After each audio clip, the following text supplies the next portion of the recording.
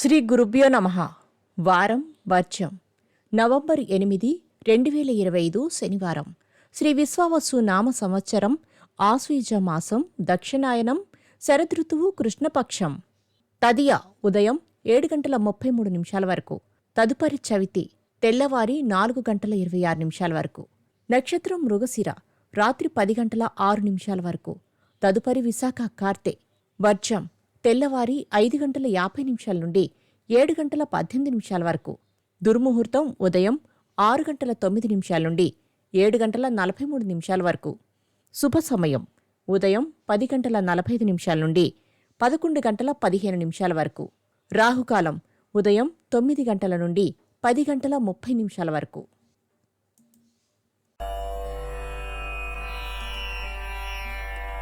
ద్వాదశ రాశుల వారు ఈరోజు చేసుకోవాల్సిన పూజలు. మారేడు కాయలను లక్ష్మీదేవి దగ్గర ఉంచి అష్టోత్తరం చదవండి, లింగాష్టకం చదవండి.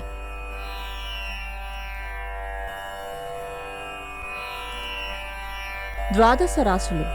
మేషరాశి. ఆప్తుల నుండి ధన వస్తు లాభాలు పొందుతారు. ఇంటర్వ్యూలలో విజయం సాధిస్తారు. ఆర్థిక పరిస్థితి అనుకూలం.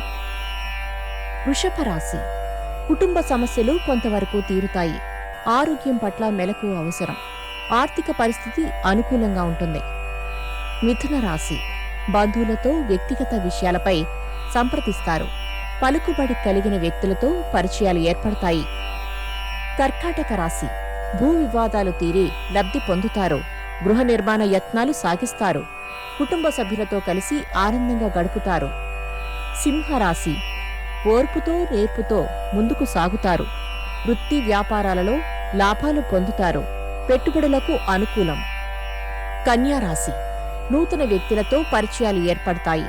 పనులు సకాలంలో పూర్తి చేస్తారు. ఆర్థిక పరిస్థితి అంతంత మాత్రంగా ఉంటుంది. తులారాశి.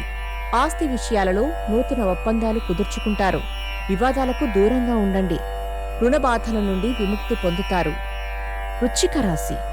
ముఖ్యమైన కార్యక్రమాలలో ఆటంకాలు ఎదురైనా అధిగమిస్తారు.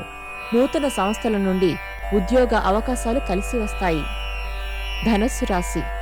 సన్నిహితులకు మాట సహాయం అందిస్తారు. క్రయ విక్రయాలలో ప్రోత్సాహం, ఆరోగ్యం పట్ల మెలకు అవసరం. మకర రాశి. సంఘ సేవా సంస్థలకు డబ్బు రూపేణా మీ వంతు సహాయాన్ని అందిస్తారు. భాగస్వామ్య వ్యాపారాలు లాభిస్తాయి. వాహన సౌఖ్యం కలదు. కుంభరాశి. భూమి, ఇళ్ల కొనుగోలు యత్నాలు సాగిస్తారు. భాగస్వామ్య వ్యాపారాలు లాభిస్తాయి. ఆర్థికపరమైన లావాదేవీలు అనుకూలంగా ఉంటాయి. మీనరాశి. నూతన కార్యక్రమాలను ప్రారంభించేలా నిర్ణయించుకోనడం కష్టతరమవుతుంది. వివాదాలకు దూరంగా ఉండండి. నమస్కారం.